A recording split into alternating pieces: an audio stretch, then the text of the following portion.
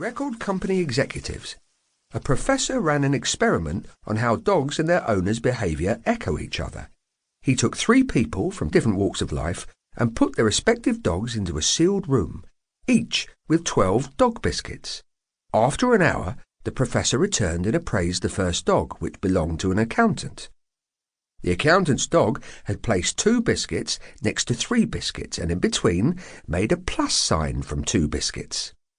Over to the right was a pile of 5 biscuits. 3 plus 2 equals 5. Very good, a success.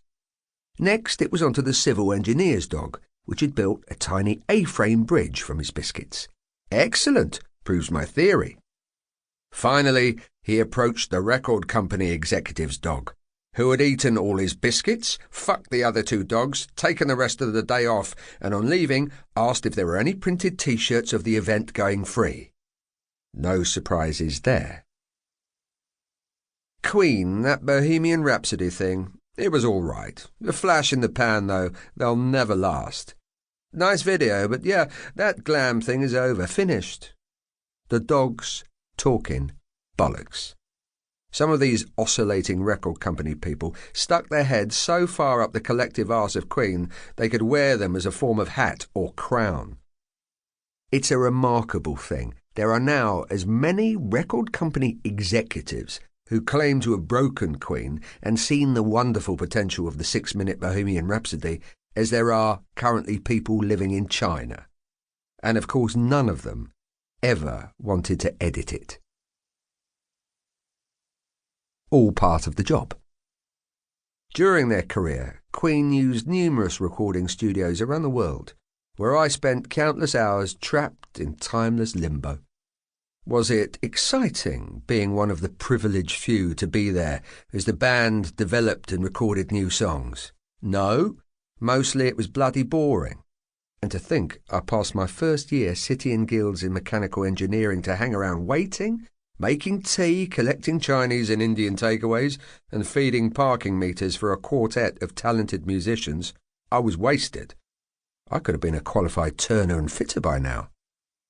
Making records, just like film, another glamour industry, is often tedious and repetitive as take after take is put on tape until it is perfect. Then, once more, just to be sure.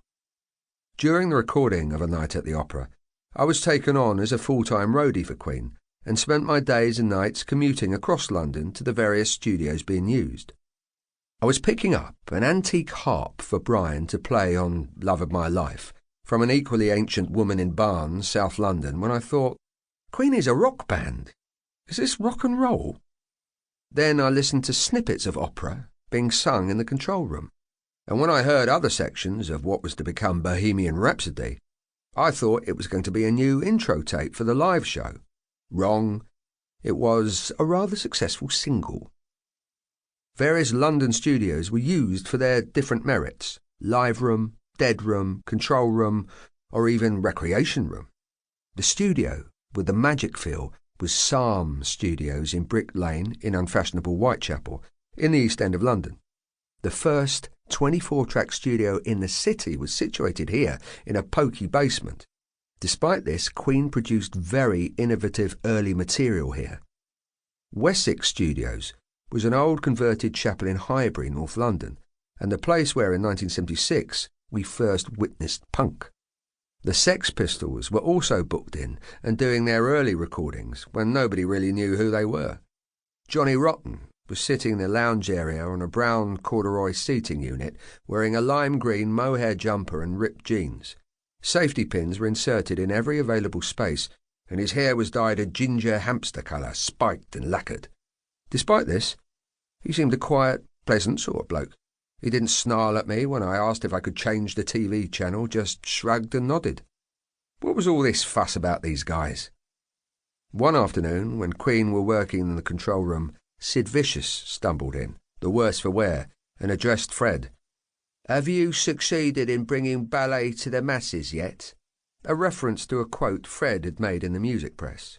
Fred casually got up, walked over to him, and quipped, "Aren't you Stanley Ferocious or something?"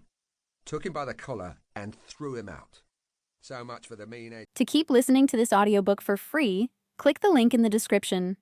It will take you to a free Audible trial where you can listen to this and many other books for free for 30 days.